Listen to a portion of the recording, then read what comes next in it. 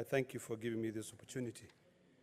I had a chance to look at the budget policy statement, and I've also had a chance to look at the recommendations made by the committee, and I hope that the chair and the mover and the seconder would be listening to me, because sometimes I'm a little bit confused in terms of who has got the mandate.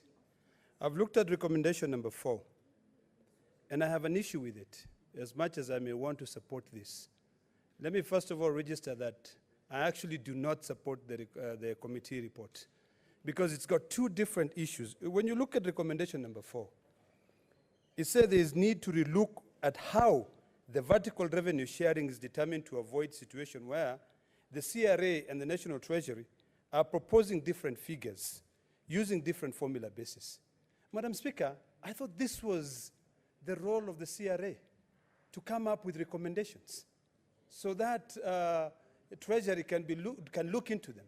Because now when the committee comes up and say, to avoid these two entities coming up with different figures, I think that recommendation is not, I would not support that recommendation.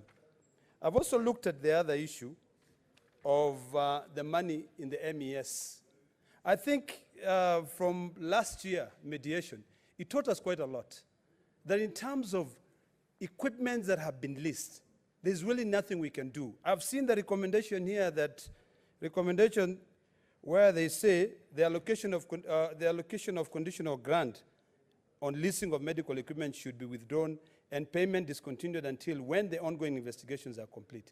I really don't think that can happen. You know, there's really no point of us wasting time. In fact, one of my biggest problems with this House and with the committee, and I want the committee to pay attention, is that we are continuously violating the Constitution. We have not agreed to pass the third generation formula. We have issues because of the different things. That generation formula, the third generation formula, is still stuck in your committee, Mr. Chairman, because I think, and we're violating the Constitution, because the Constitution is very clear. Every 5 years. Senator Mahamood. Friend, in order to discuss the issue of third generation formula, because that will come in Kara. Rest assured that during Kara we are going to do third generation. So it's not a forum to discuss that here now. As more of an information, I think you didn't have the information. Madam Speaker, Continue, you see, when there's a recommendation number 4 that talks about the role of CRA and Treasury in terms of coming up with a formula, of course it gives me room to be able to discuss the issue of the third generation formula. So I think my plea to the Committee on Finance is that as much as we are saying the executive keep violating the Constitution, let us also not, two wrongs don't make a right. I think it's about time that we now take our responsibility very seriously.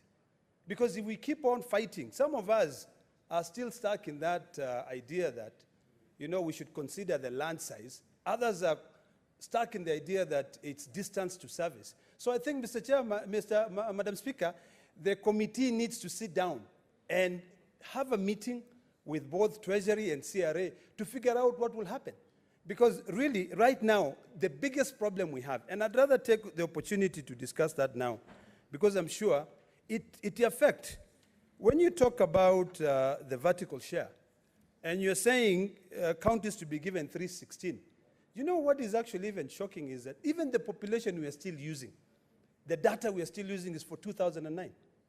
So counties are not really getting what they're supposed to get. So if you, in fact, if you look at the second generation formula, which is what CRA and also what Treasury is using at the moment, Narok County, if we apply the current population numbers, 30 seconds, Madam Speaker, Narok County will not get 7.1, they'll get 8.1 billion. You know, I'm also equally concerned because I've heard the chair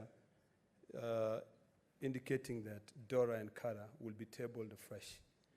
I've looked at the recommendation on clause 13, where they say, and this is on your report, page 74. and you say clause 5 of the proposed division of revenue bill 2020 should be amended to read, and I'm sure if the actual revenue raised nationally and in the financial year falls short of the expected revenue set out in the schedule, the shortfall shall be borne by the national government. And this brings us back to the issue of DORA. If we are not discussing it now, and if we are to go with your submissions that you'll be able to table it afresh, why then should we seek for it to be amended in the budget policy statement, yet it has got nothing to do with it?